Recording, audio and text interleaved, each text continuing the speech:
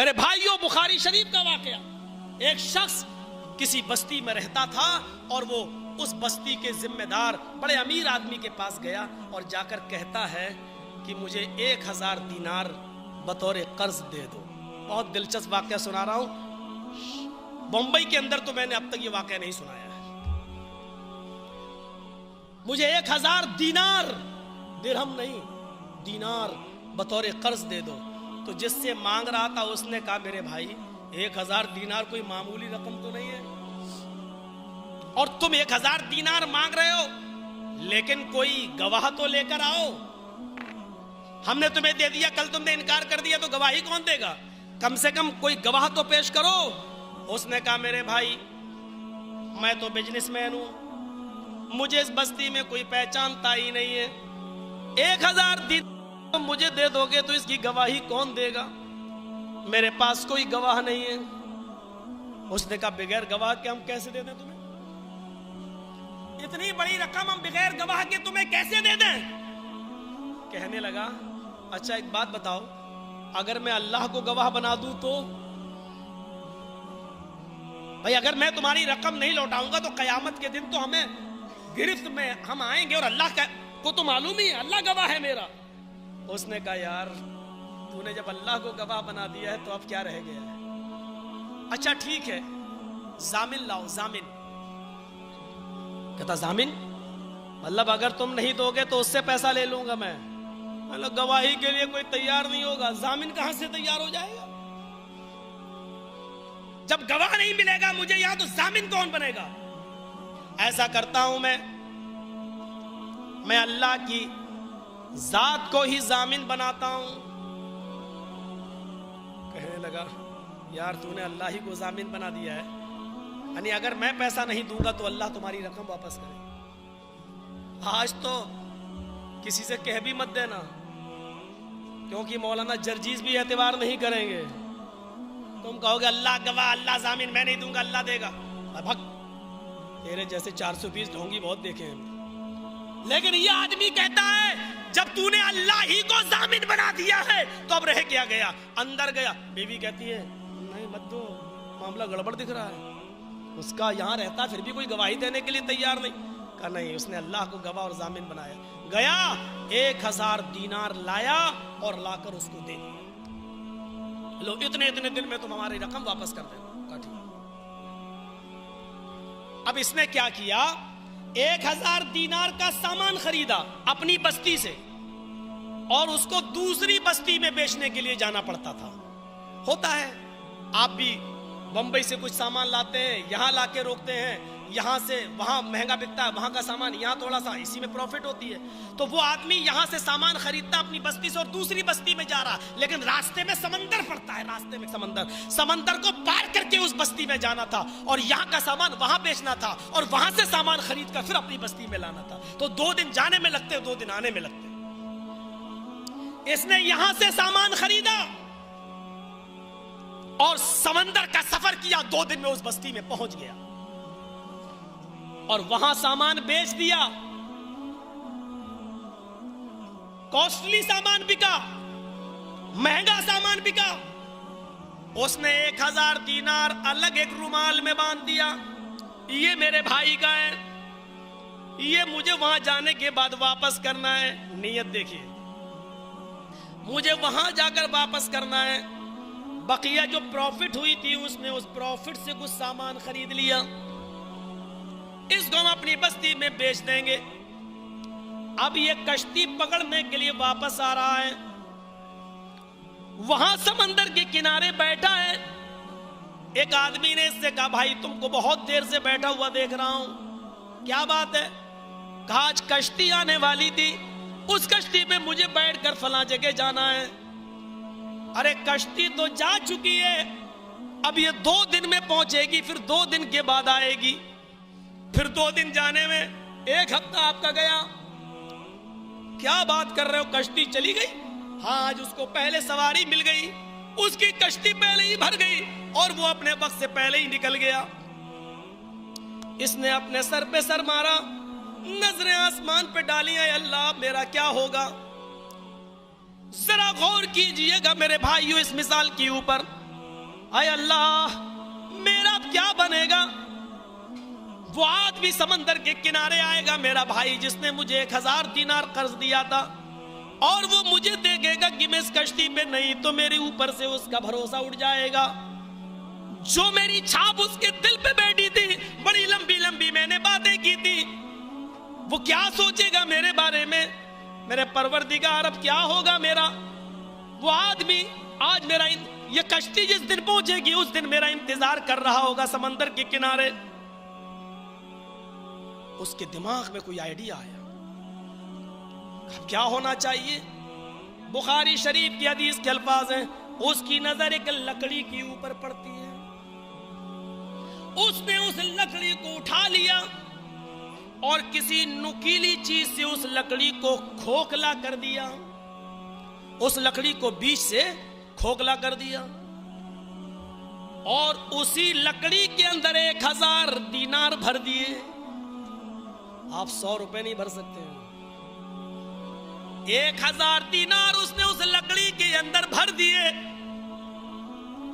اور اس نے ایک پرچی بھی لکھ کر اسی لکڑی کے اندر رکھ دی، اور چاروں طرف سے اس لکڑی کو پیک کر دیا، اور پیک کرنے کے بعد اس لکڑی کو وہ لے کر سمندر کے کنارے آتا ہے، پانی کی تیز لہریں دیکھ رہا ہے۔ یہاں الفاظ پر غور کیجئے، اس نے اس لکڑی کو پانی میں چھوڑنے سے پہلے، ایسے پکڑے ہوئے ہے، ایسے چھوڑنے سے پہلے آسمان پہ نظریں ڈالی۔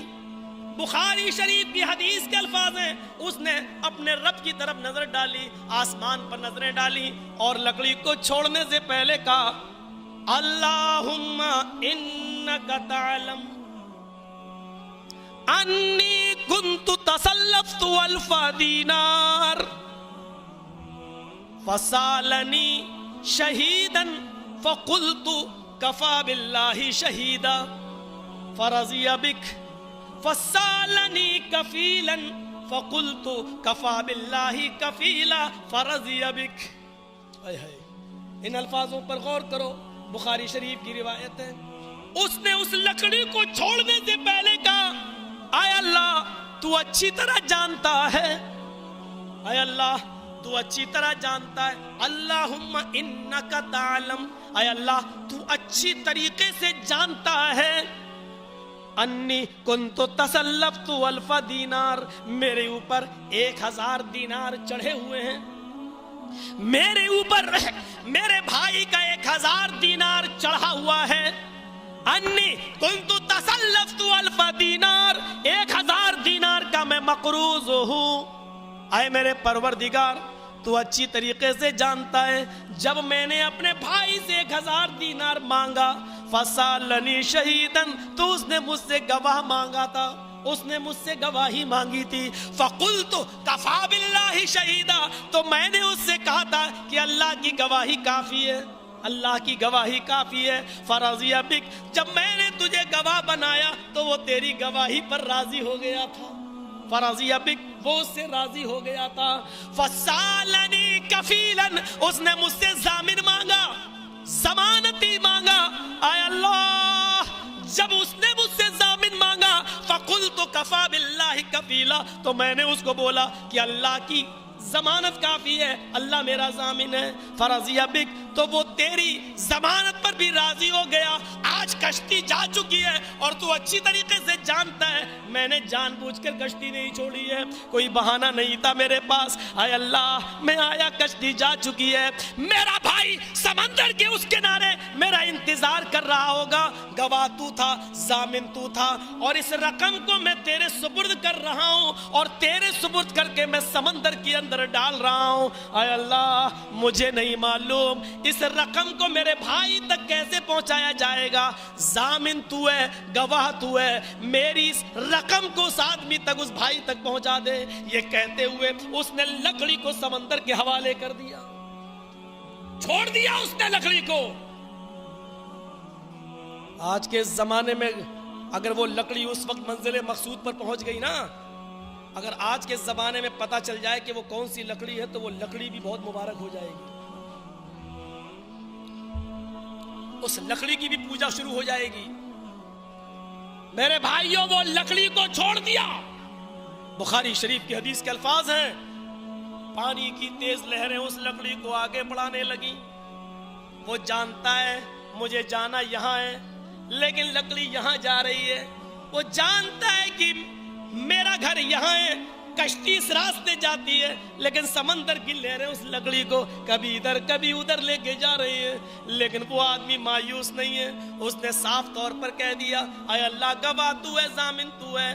देख रहा है समंदर की तेज लहरें लकड़ी को कहां ले जा रही हैं। वो जानता है ये मुखालिफ सिमत जा रही है, लेकिन वो उस वक्त तक देखता रहा जब तक वो लकड़ी उसकी आंखों के सामने रही। जब ओझल हो गई तो चला आया और दूसरी बार कश्ती का इंतजार करने लगा। उसने मेहनत की और 1000 दीनार और कमाया। उसी बस्ती में उसने फिर अलग रख लिया, अब कश्ती आएगी तो मैं फिर कश्ती पर बैठकर पहले अपने भाई को 1000 दीनार दूंगा और ये कहूंगा भाई ये मजबूरी हो गई थी, और अपनी परेशानी बताऊंगा, शायद मेरा भाई मेरी परेशानी मान ले।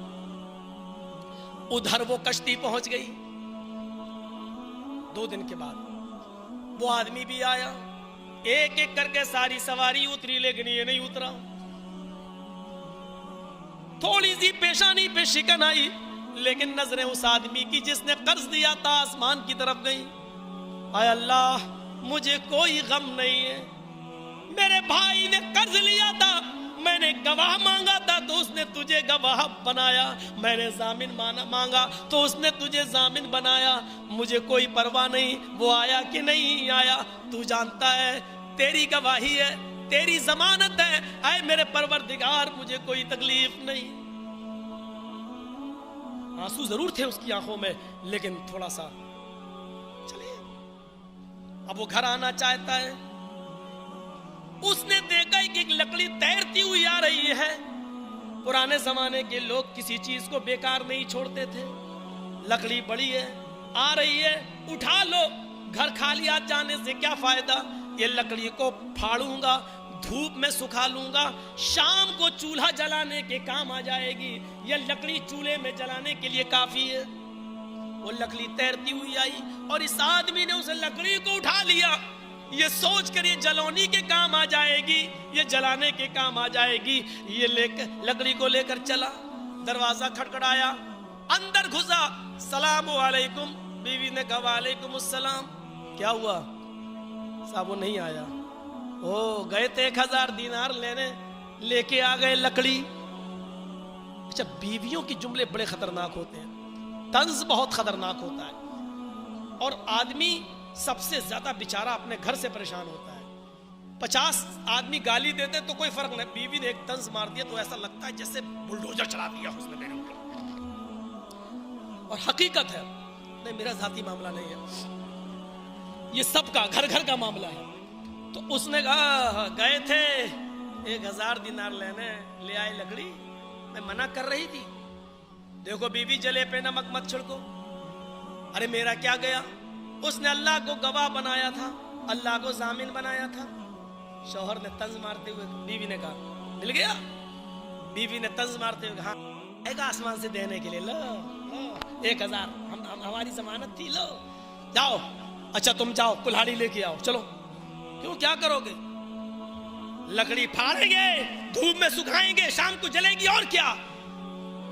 हमारे जमाने की औरतें होती तो कहती दिल को बहलाने को ये ख्याल अच्छा है गालिब। गई कुल्हाड़ी लेके आई, कहने लगी लीजिए हसरत पूरी कर लीजिए, अब टाइम तो पास करना ही है, शाम तक लीजिए कुल्हाड़ी। उसने कुल्हाड़ी उठाई, मायूस तो था ही, लेकिन अल्लाह पर भरोसा और तवक्कुल भी था। उसने लकड़ी को जैसी कुल्हाड़ी मारी, लकड़ी को फाड़ा, फाड़ते ही लकड़ी 2 टुकड़ों में बटी, और जैसी बटी उसमें एक पोडरी निकलती है। उसने कहा उस पोडरी को खोलता है तो दीनार, उसने गिने तो पूरे 1000 दीनार। उसने पर्ची पढ़ी, लिखा था मेरे भाई मैं अपने वक्त के मुताबिक पहुंचा था, लेकिन कश्ती वक्त से पहले ही जा चुकी थी। मैंने 1000 दीनार अल्लाह के भरोसे पर मैं इस लकड़ी के हवाले कर रहा हूं। मैंने अल्लाह को जामिन और अल्लाह को गवाह बनाया था, और इंशाअल्लाह मुझे उम्मीद है कि ये रकम तुम तक जरूर पहुंचेगी, अल्लाह तुम तक जरूर पहुंचाएगा। अस्सलामु अलैकुम वरहमतुल्लाहि वबरकातुहू। उम्मीद करता हूँ दोस्तों आप सभी लोग खैरियत से होंगे। اور یہ بھی امید کرتا ہوں دوستوں کہ آپ کو ویڈیو پسند آیا ہوگا. اگر آیا ہے تو لائک کمنٹ شیئر کر دیجیے اور ہمارے چینل کو سبسکرائب کر لیجیے. تو پھر انشاءاللہ پھر ملیں گے اگلی ویڈیو میں. تب تک کے لیے اپنا خیال رکھیے. اللہ حافظ. السلام علیکم.